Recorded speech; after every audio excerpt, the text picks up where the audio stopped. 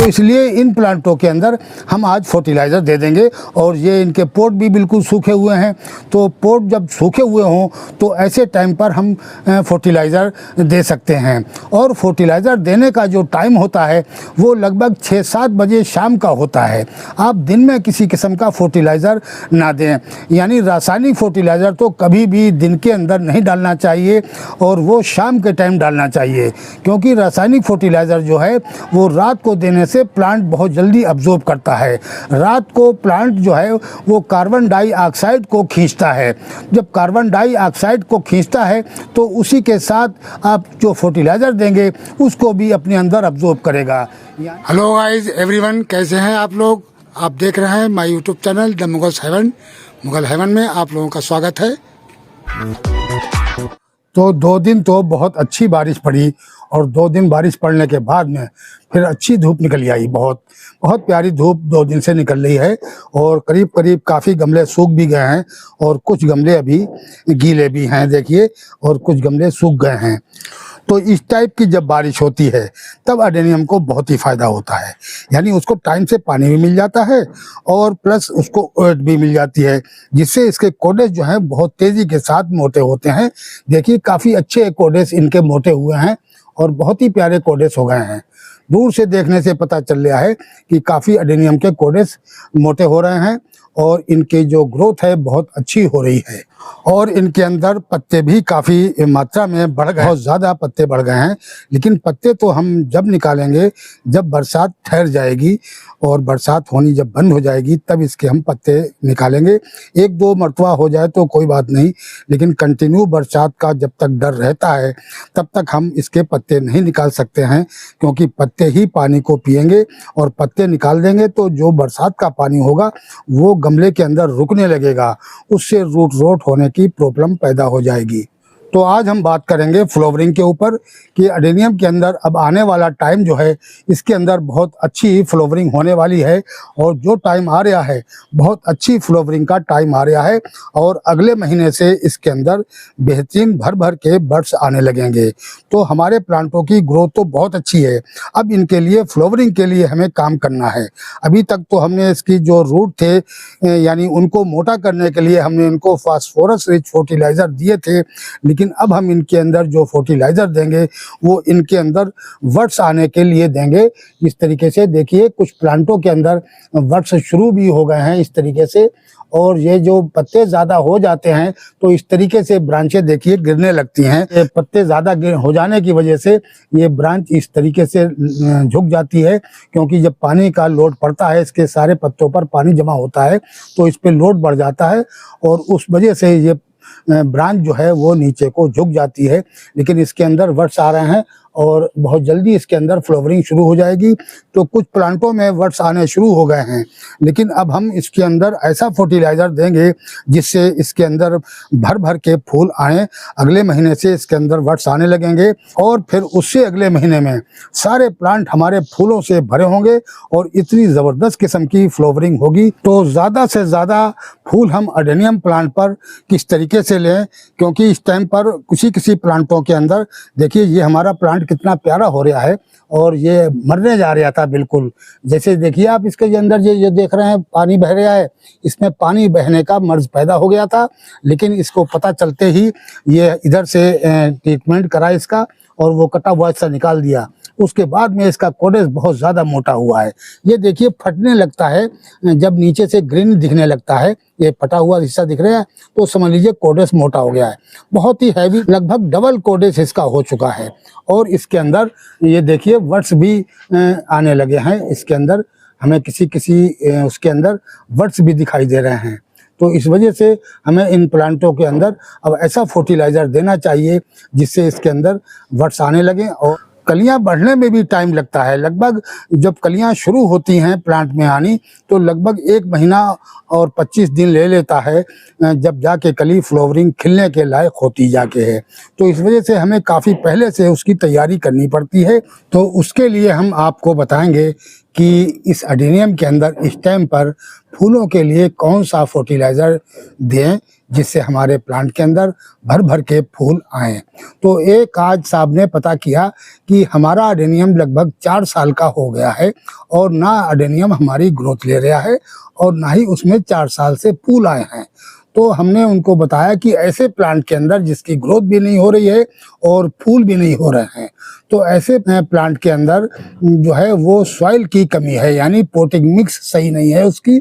इस वजह से प्लांट की ग्रोथ अच्छी नहीं हो रही है और उसको धूप भी कम मिल रही है और इस वजह से उसके अंदर फ्लावरिंग नहीं हो रही है। जब तक उसके अंदर किसी किस्म के न्यूट्रिएंट्स सॉइल के अंदर नहीं होंगे तो क्या प्लांट ग्रोथ करेगा और क्या फ्लावरिंग करेगा। तो सबसे पहले उसकी ऐसे प्लांट की जिसके अंदर फ्लावरिंग 4 साल से नहीं हुई है, फौरन उसकी सॉइल को चेंज कर दें। और सॉइल किस तरीके से बनाएं वो हम आपको बताते हैं कि आप कम से कम 30% रेतीली मिट्टी, जो पीले रंग की मिट्टी आती है, उस मिट्टी को आप 30% ले लीजिए और उसमें 40% के करीब सेंट मिला दें और उसके बाद में आप 15% दोनों खादों को मिलाएं। वो कौन कौन सी खादें हैं, यानी बकरी की मेंगनी और पत्ते की खाद, इसको 15% मिलाकर 30% ये खाद डाल दीजिए उसके अंदर। फिर आप उसके अंदर लगभग बोन मील और नीम की खली बाकी मिलाकर और आप उस ऐसी सॉइल के अंदर अपने प्लांट को रिपोर्ट कर दें और कुछ दिन शेड के अंदर रखने के बाद में जब ग्रोथ शुरू हो जाए फिर आप उसको अच्छी तरीके से धूप के अंदर रखें, जहां अच्छी 8 घंटे की धूप पड़ती हो। फिर आपके प्लांट के अंदर ग्रोथ भी बहुत प्यारी होगी और उसके अंदर फ्लावरिंग भी बहुत अधिक होगी। तो ऐसे प्लांट का फ़ौरन आप ट्रीटमेंट करें और उसकी सॉइल को चेंज कर दें। तो साथियों चलते हैं, अब हम इसके लिए जो फर्टिलाइज़र हम इन प्लांटों को देंगे वो हम आप लोगों के साथ शेयर करते हैं। अब इसके लिए मैंने ये 2 प्लांट लिए हैं, इसके अंदर हम फर्टिलाइज़र देंगे और बताएंगे आप लोगों को। बाकी के प्लांटों पर भी हम सभी में दे देंगे ये फर्टिलाइज़र जो हम इसमें देने जा रहे हैं। अब देखिए इन प्लांटों के कोडेज भी काफ़ी मोटे हुए हैं, डबल हो गए हैं और इनकी ब्रांचें भी काफ़ी लेगी हो गई हैं और जब ब्रांचें लेगी हो जाती हैं तो इधर उधर गिरने लगती हैं क्योंकि पत्ते भी ज़्यादा हो जाते हैं और इस तरीके से ब्रांचें इधर उधर गिरने लगती हैं। और बहुत ही हेल्दी प्लांट है, ज़बरदस्त किस्म के, लेकिन ऐसे प्लांटों के अंदर अभी वर्ड्स वगैरह नहीं दिखाई दिए हैं, तो इसलिए इन प्लांटों के अंदर हम आज फर्टिलाइज़र दे देंगे। और ये इनके पोट भी बिल्कुल सूखे हुए हैं, तो पोट जब सूखे हुए हों तो ऐसे टाइम पर हम फर्टिलाइज़र दे सकते हैं। और फर्टिलाइज़र देने का जो टाइम होता है वो लगभग 6-7 बजे शाम का होता है। आप दिन में किसी किस्म का फर्टिलाइज़र ना दें, यानी रासायनिक फर्टिलाइज़र तो कभी भी दिन के अंदर नहीं डालना चाहिए और वो शाम के टाइम डालना चाहिए, क्योंकि रासायनिक फर्टिलाइज़र जो है वो रात को देने से प्लांट बहुत जल्दी अब्जॉर्ब करता है। रात को प्लांट जो है वो कार्बन डाइऑक्साइड को खींचता है। जब कार्बन डाइऑक्साइड को खींचता है तो उसी के साथ आप जो फर्टिलाइज़र देंगे उसको भी अपने अंदर अब्जॉर्ब करेगा, यानी नीचे से रूट के अंदर भी फर्टिलाइज़र जाएगा। ये खादें जो होती हैं रासायनिक, ये भी कार्बन होती हैं एक तरीके की। ये खादें जो होती हैं रासायनिक, इनके अंदर भी कार्बन होता है और कार्बन की बेस पे ही ये प्लांट अब्जॉर्ब करता है। प्लांट को कार्बन खींचने की आदत होती है, तो ये काम प्लांट रात को ही करता है। इसी वजह से हमें रात को ये फर्टिलाइज़र देने चाहिए। अब रूट के अंदर भी डाल सकते हैं और प्लस पत्तों के अंदर। अब जैसे कि बारिश होती है तो बारिश ज़मीन में पड़ती है, जब ज़मीन में पड़ती है फिर उसके बाद में जब धूप निकलती है तो वो पानी सूखता है। जब सूखता है तो वो भाप बन के उड़ता है, पानी पूरे इलाके में भाप बन के जब उड़ता है तो उसी को मॉइस्चर कहते हैं। और उस मॉइस्चर के अंदर भी कार्बन होता है और नाइट्रोजन भी होता है, कई किस्म की चीज़ें उसके अंदर होती हैं। इस वजह से उस मॉइस्चर को भी प्लांट अब्जॉर्ब करता है अपने लीफ के थ्रू, इसीलिए इसकी ग्रोथ बहुत तेज़ी के साथ होती है। तो साथियों हम कौन सा फर्टिलाइज़र देंगे इसके अंदर, तो ये हमने लिया है फर्टिलाइज़र, देखिए NPK 05234, NPK 05234 है ये। और इसको हम 2 टीस्पून के करीब इन प्लांटों में हम 1-1 टीस्पून के करीब डालेंगे। देखिए ये हम इसके अंदर इस तरीके से निकाल लेते हैं और उसके बाद में हम अपने प्लांटों के अंदर इसको ऐड कर देंगे। ये हमने 2 टीस्पून के करीब ये देखिए NPK 05234 निकाला है और इसको हम अपने प्लांटों के अंदर डालेंगे। तो पहले तो हम इसकी गुड़ाई करेंगे। गुड़ाई करना बहुत ज़रूरी है। बारिश जिस टाइम पे हो रही हो और प्लांट आपका सूखे तो फ़ौरन आप प्लांट की गुड़ाई ज़रूर कर दें।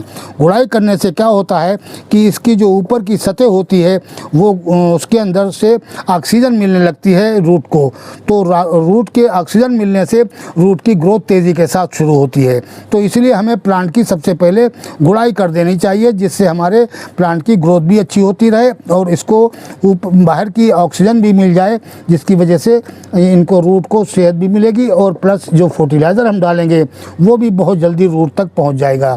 तो इस तरीके से हमने इसकी गुड़ाई कर दी है।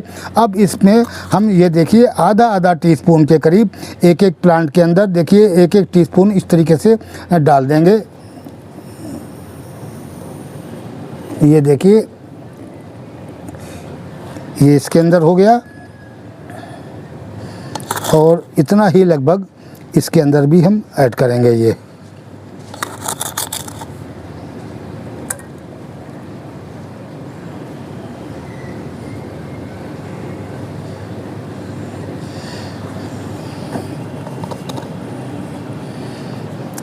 हो गया। अब इसकी गुड़ाई कर देते हैं, क्योंकि ये वैसा होता है यानी घुलनशील होता है, तो ये फ़ौरन घुल के नीचे चला जाएगा। इसके अंदर हम अब हल्का हल्का सा पानी भी देंगे ताकि ये फ़ौरन घुल जाए और रूट तक पहुंच जाए।